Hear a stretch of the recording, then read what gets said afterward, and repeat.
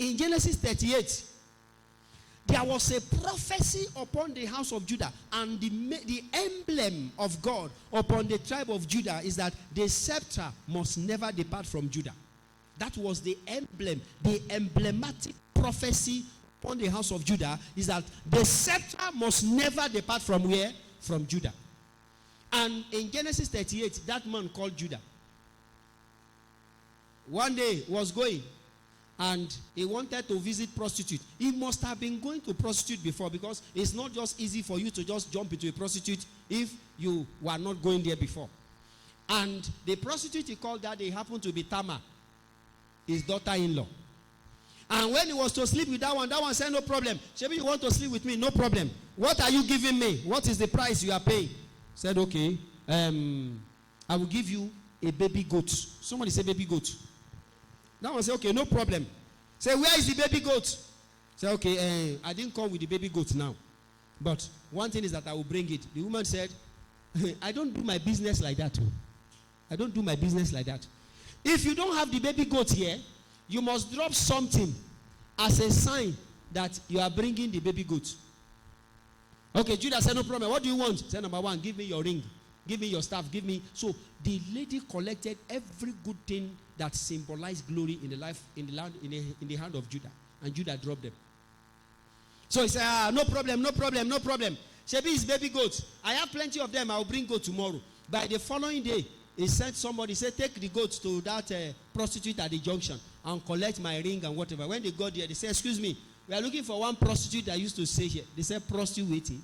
Said, no, this is not zone 4. This is not zone 4. They don't stay here. You don't have prostitute here. Said, no, she was here yesterday. They said, no way. You saw prostitute. He never knew that he had lost glory through carelessness. I pray for you in the name that is above every other name. In any way you have lost glory through carelessness, recover it today in the mighty name of Jesus. Amen. Say after me, say, I recover my lost glory in the mighty name of Jesus. Go ahead and talk to God. Go ahead and talk to God. Makabo Shandariaha. Yes. In the name of Jesus. Begin to pray. I recover my lost glory in the mighty name of Jesus. Every lost glory, I recover back. In the name of Jesus. In the name of Jesus. I recover lost glory. Every lost glory. Mighty name we pray. Amen. Let me tell you one thing. Unless you want to be the hypocrite of the year, that is when you will tell me that you were never careless before. All of us have been careless at one time or the other. As a matter of me, I've been carelessly.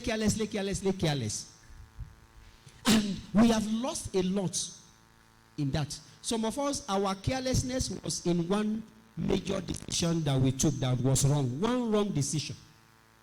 And that is why, by the grace of God, next week, Tuesday, in Hour of Mercy, this is what we shall be dealing with. How mercy can recover the lost glory for you.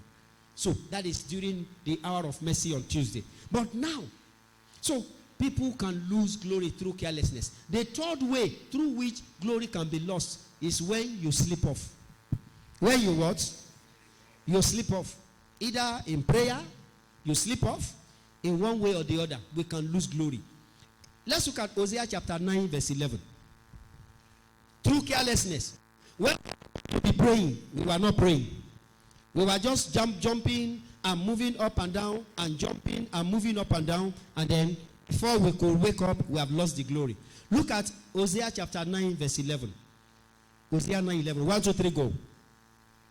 As for Ephraim, what happened? Their glory shall what? Shall fly away like a bird from the bed and from the womb and from the conception. This one still confirms the fact that one can lose glory from birth. Who was Ephraim? You remember the story of Ephraim? In Genesis 48. Amen.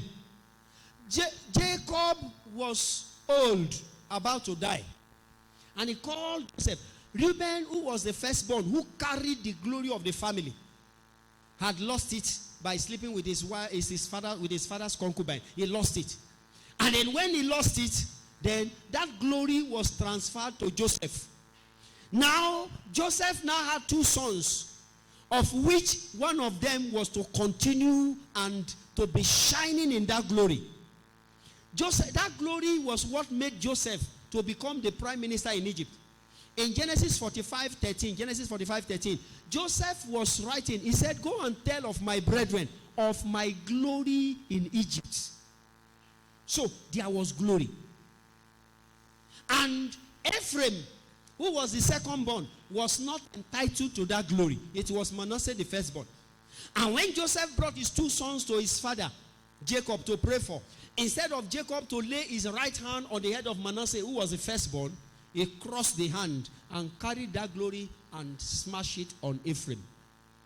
And then from that day, there was a change in the spiritual realm. It was no more Manasseh and Ephraim. It became what? Ephraim and Manasseh. It was that glory that Ephraim got on a platter of gold that he allowed to fly away. Beloved, glory can fly away. And there are many people who have been victims of glory that flew away. How? During carelessness. Many glories flew away through carelessness. Some people's glory flew away through careless, not that, inability to pray, through ignorance. Let me put it that way. Some of us have been too good to those we should never have even met in the journey of our lives. So the glory flew away. And that is why Matthew 13, the Bible says, while men slept, the enemy came and planted tares. Glory disappeared while we were sleeping. There are many people hearing me today. When God bless you, you had all the money. You did everything. You didn't know God. All you were doing was so one man. They will call you. Every party in town, you must be there. You had headgear. In this gele, this big.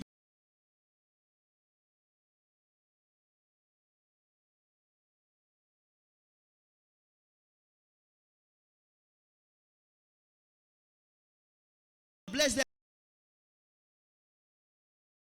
Doing that, they were busy in carrying white woman, yellow, green, purple, pineapple woman. They were carrying everything. Now all the glory had disappeared. We slept off. I pray for everyone hearing me. In every way you have slept off and the glory had been taken, the Lord shall restore them to you in the name of Jesus. Amen. The fourth way people lose glory is that some people's glory were forcefully taken away from them. Forcefully. Judges 18, 11 and 12, talking about our test. The people of Laish, they had that wonderful, beautiful land. And the Bible tells us that land lacked anything. It lacked anything good. It did not lack anything that was good. So the land was flourishing. The land was a wonderful land. And then they felt secured. They were just there, said, no problem. All is well. All is well. All of a sudden, one night, the Danite came, overran them. 600 Danites. From the tribe of Dan, they came, overran them, and took over their land. Some people's glories have been forcefully taken. Some were sleeping and they were cutting their hair. They never knew the glory was going. Some, the glory was taken. By the time they started seeing themselves back in primary school, the glory disappeared. Some, the glory was taken when they were running errand for people. They turned you to slave. You that should be sending people on errand, they were sending you on errand in the dream. The glory was going. So the glory could be forcefully taken from an individual. I pray for you in the mighty name of Jesus. Any man or woman that has forcefully taken your glory, they shall recover, they shall release to you in the name of Jesus. Amen. I pray for you that you shall recover it in the mighty name of Jesus. Amen. One typical example of somebody who was a man of destiny, who was a man of glory, but the enemy kept him in the wilderness. It was David. David was the number 8 of 8 boys that Jesse had. And thank God, especially in the African culture, you know that the last born enjoys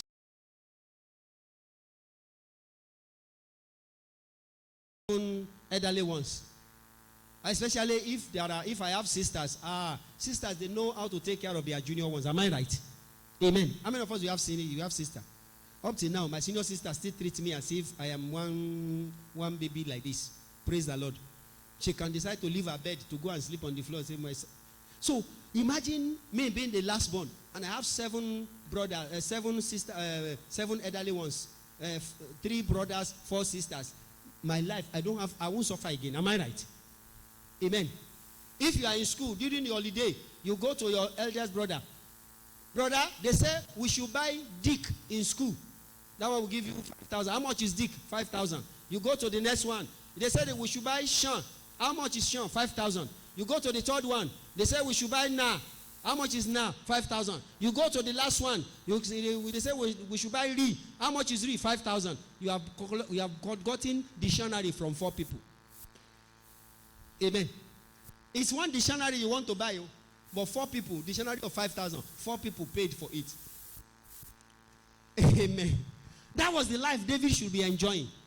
But because of the glory he carried, listen to me. If men hate you for no reason, if they are fighting you everywhere you enter, you should know there is something about you.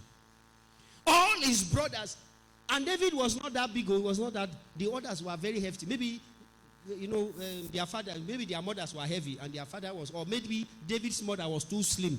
Well, he had small stature. I don't know. But the others were very lanky, very fat. And they so much hated this small boy. They now left David alone on the field in the wilderness, alone to be taking care of the family business. That was wickedness. They didn't allow him to go to school when others were going. His brothers, they went to military school. Amen. Some of them went to Nigeria Defense Academy. This one went to Navy. This one went to this. They left David alone in the wilderness. And David, who knew that anybody who knows that he or she has a destiny, you don't stay on one side. Although they did not allow him to go to school, he was learning every military action on the field. He was learning everything. He was learning everything. Hallelujah. And all of a sudden, one day, God says, excuse me, there is one boy in the wilderness whose destiny is about to shine. I pray for you. Heaven will remember your destiny to shine today. In the name of Jesus. There is one boy in the wilderness whose destiny is about to shine. So, Samuel, you are going to the house of Jesse. Why? Because there is a destiny that is locked up. Every Jesse of your family that has locked up your destiny, the Lord shall paralyze them in the name of Jesus. Amen.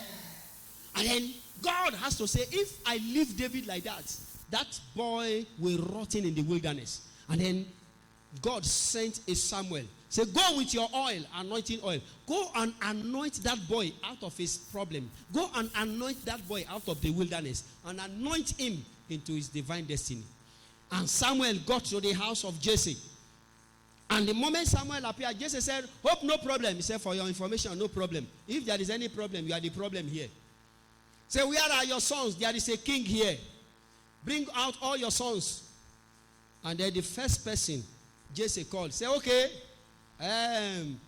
all of you, Abinadab, all of you, come and queue. There is a king here. And then they came very hefty ones. And Samuel too was carried away. Say, okay, who is this one? Say, that's my first son. And the Lord told Samuel, say, if you dare touch any one of this one with this oil, I will slap you. Samuel said, God, what happened? Listen to me. Maybe the Bible said none of the words of the mouth of Samuel fell to the ground. Why did Samuel make that mistake there? You see, children of glory, they can confuse a prophet. Hey, children of glory can walk. They can confuse the prophet. Remember when Anna came to the altar to pray? She prayed and cried and was crying. Prophet Eli came and said, woman, who gave you dry gin this morning? Why? Hannah was carrying a child of glory. Listen to me. Every parent who has a child of glory, people will not understand you. It's only you that understands. People will not understand. Only you will understand. Amen. And the Lord said, if you dare anoint any of these ones here, I will slap you. Say, God, I won't. Who is to be anointed? He said, ask Jesse. Say, sir, hope you don't have ear problem. Jesse said, no, we don't have it in our family. Say, I say, bring out all your sons. Are they all? Jesse said, as a matter of fact, there is one, but I don't think he is not fit to be here. Amen. And God was telling Samuel, he said, Samuel, you think you are old, you have learned everything, you have not learned anything yet. For your information, you men, you look at the physique, but I look at the heart. Say, all the people you are looking at here, if I open their heart, it's dirty like Ajegule. Of those days, Ajegule is neat now. Abi Mami Alao. If you see their heart, it's dirty. Said, and Jesse said, Samuel said, Jesse, I know you are a Wayo man. If you play any Wayo here, and we are the remaining sons. Said, okay. Said, if you don't, I will curse you now. Said, okay. Said, there is one. That one is taking care of the sheep. Said, okay. Whatever will happen to those sheep, let it happen. There is something that wants to happen now that is more bigger than sheep. My friend, leave the sheep alone. If anything will happen. And then the Bible says, they went and brought David. Meanwhile, when Samuel came to the house of Jesse, he had to sanctify all the children of Jesse one by one, because physically, spiritually, mentally, psychologically, they were dirty. He has to start pouring holy water on them. I sanctify this your dirty mouth. Sanctify this your dirty heart. But the moment David appeared, he did not need any sanctification again. Because why? He was already sanctified through all he was passing through. Listen to me. The journey of glory is a very difficult one. It's a very difficult one. It is the journey of glory. You will pray. You will do. Result others are getting, you are not getting. It is the journey of glory. It is the journey of glory that makes you look and say, what is wrong with me? Why can't I be like this? It is the journey of glory. And then David appeared. The moment he appeared, God spoke to Samuel. You have been making mistake before. This is the correct man. And with that anger, Samuel grabbed him and said, instead of him to just drop the oil on his head, he said, look at you, you have been giving me trouble. Come here, you pour the oil. Why? And all the brothers were looking. From the moment the oil touched his mouth, the first thing that happened was that David now had words to speak. Listen to me. God will put word in your mouth. There are situations that have shut up your mouth before. You could not talk. The Bible says the moment that oil touched David, you know what David said? The Lord is my shepherd. I shall not want. Now he began to, and he got and he said, thou anointed me with oil. My head runneth over. You prepared a table before me in the presence of my enemies. He could look at his brothers and say, you people are my enemies. Why? His hand has touched destiny. The day you get destiny, you talk to people and they can do nothing. The day Jesus entered the temple, by the time he finished reading, an anointing was moving all over. It is when you have not touched destiny, you will talk and people will say, my friend, shut up. The day you connect destiny, every word of your mouth becomes authority. And David said, he has prepared a table before me in the presence of my enemies. And then he now said, for your information, surely goodness and mercy shall follow me all the days of my life, and I shall dwell in the house of the Lord forever. That was the day David connected destiny. And the oil touched him. Rise up on your feet. If you are online, you have your anointing oil, just raise it up. Hallelujah. Amen. That moment the oil touched David, the destiny he has been looking for in the wilderness, the destiny he has been looking for all over, began to speak. As the Lord liveth before whom we are today, Makamalika Sandaria, your destiny shall begin to speak in the mighty name of Jesus. Amen. I say your destiny shall begin to speak in the name of Jesus. Amen. If you have your oil, lift it up as we pray. Lord God Almighty, Jehovah, in this destiny recovery meeting, in this glory recovery meeting, stretch forth your hands and touch everyone in the mighty name of Jesus. Baba, we lift up every oil that has been lifted unto you today. Lord, may your power fall upon it in the name of Jesus.